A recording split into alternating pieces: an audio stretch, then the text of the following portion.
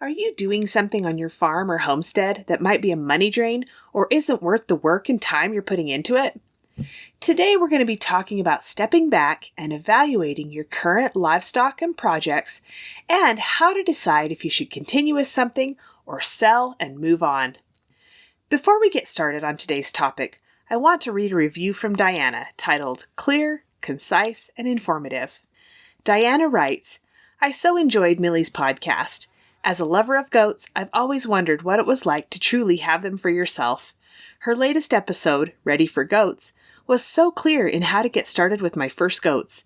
I love that she includes personalized experience as well as the most necessary details in what it looks like to get a goat. Can't wait to invest in my first sweet goat. Thanks, Diana.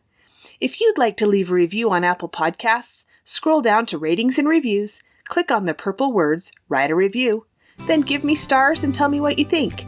I'd love to hear from you, and you might just hear me share your review on the podcast.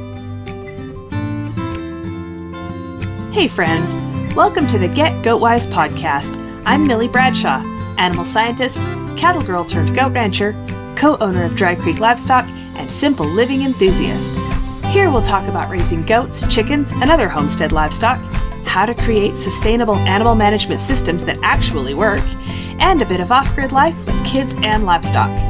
If you're ready to take control of your food supply, raise livestock with confidence, and provide your family with the most nourishing meat, eggs, and dairy available, you're in the right place. Kick off your muck boots, pour a cup of coffee, and let's talk livestock. Let's start with a quick ranch update. Summer kidding is officially underway, and the commercial meat goat herd really got started with a bang, 3 days before their official due date. We had 7 does kid the first day and had 14 kids that day. 2 were born the next day, and so far today we have 8 kids. 1 set of triplets so far, so we have a bottle baby already, and he'll probably go into the Rent-A-Kid program in 2 weeks. That's where he'll go to someone else to be bottle raised and then come back to us at the end of the summer. It's a great opportunity for someone who wants to raise a cute baby goat, but can't do a long-term commitment with raising a mature goat. We provide the milk and detailed instructions and help if they have problems. They get the experience and fun, and we get a bit of a break during our busiest time of year, so that's a win-win. If you like these short ranch updates, let me know. My email is in the show notes, and I'd love your feedback. On to today's topic. Evaluating your livestock and other projects to see if they're still contributing to your homestead in a positive way. As you probably know, it's easy to jump in with a lot of things all at once when you first get started with homesteading. The animals are usually small. Think fluffy chicks, cute ducks, and baby pigs. But those animals quickly grow, and as they do, their demands for feed, space, and attention do too. It can get overwhelming in a hurry. Or maybe you've been doing something for a long time, and because it's part of your daily routine, you keep on going, but you haven't stopped to check in and see if it's actually contributing to your farm anymore. Over time, things tend to shift, and if you evaluate your projects regularly, you'll see when something isn't a good fit anymore. It's a good idea to step back from the day-to-day at least every year, but better every 6 months, and take a critical look at everything you're doing and find out what is really working out for you. When I do this, I evaluate 6 areas. First, value. Is this important and meaningful to me or my family members? Second, time. Is the time I'm putting into this a good investment of my limited time? Third, money. Is this making money or breaking even? And if not, is the cost worth the benefit? Fourth, risk. Is this a smooth running project or are problems the norm? Fifth, future. What do we need to do in the future to improve or maintain this project? And sixth, integration. Does it fit well with the other things I'm doing? We recently went through this process evaluating our show goat herd. That's where we raise goats for 4-H and FFA kids to show at county or state fairs. Let's walk through the process of evaluating our show goat herd. So first, value. Show goats were our beginning in goats, so there was a lot of emotion tied to that. Our children had invested in the does, and we were proud of raising our own show kids. We also loved providing affordable show goats for other kids in the area. Next, time. Show goat kids are born in the winter, so you pretty much have to be present for every birth or the kids freeze. Our winters are usually harsh. Minus 20 degrees Fahrenheit is a regular occurrence in January, and there's usually a long stretch where the days don't get above freezing. Even in the mild winters, it's too cold for the kids to make it without help getting warm and dry. Since we moved off-grid, we no longer have a heated building to put the does in while they kid. We did get a calf warmer to get the kids warm and dry, and it worked really well, but we still had to be checking every hour or two around the clock to make sure we didn't lose any kids to cold. Money. Show kids sell for a premium, but the investment, especially in the high loss years, is always more than the income. I feel like we're in a place where hopefully the years of big losses are in the past, but we also need to make some big investments to improve the program, particularly in purchasing a buck, and those genetics don't come cheap. Risk. If you want to fast-track your knowledge on goat problems, show goats are the place to start. All jokes aside, they'll stump you regularly with some new issue, and sometimes those issues are deadly. We have had years when we had abortion storms or a huge percentage of stillborn kids, and the loss was devastating. But with all the challenges and not a lot of answers, I dove into goat research and we learned a lot. Show goats are bred for one thing, the show ring.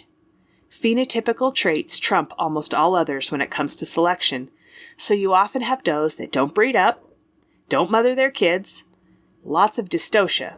Dystocia is difficulty birthing, and it's not uncommon for them to need assistance delivering their kids. Their udder and teat structure is often marginal at best, so getting new kids to suckle can be a challenge. Because they've been bred for looks rather than production, their functionality is not all that great. Basically, we've bred the instinct right out of them to create a goat that looks awesome in the show ring. No shade to the show breeders, though. I am one, and some of my dearest friends are show stock breeders and the best people I know. I love looking at all species of great show stock, and I appreciate the work and effort that goes into raising and growing a champion. But I needed to reevaluate whether raising this type of livestock aligned with our goals. Future. The plan has been to keep raising show goats for at least as long as our kids are showing, which would be 5 more years, and then reevaluate at that point. I hadn't seriously considered not raising them while my kids were still showing.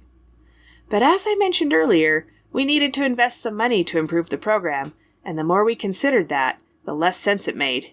I can't really justify investing in a program that we would likely be selling out of in 5 years, though I would willingly do that if my kids were determined to raise their own. Integration. The show goats are so unnatural in our environment. The kids are born in winter, breeding has to happen in the summer. Because our other goat herd follows the seasons, we had to keep them separate most of the year, and we didn't want the show buck to get in with the commercial goats in the summer, so the show goats had to be behind solid fence during the best grazing time of the year, and that meant they were fed hay 10 months of the year on average. That's a lot of extra hay. Having 2 goat herds on 2 different production cycles created additional space, feed, and health issues that wouldn't have been an issue if we had just one or the other.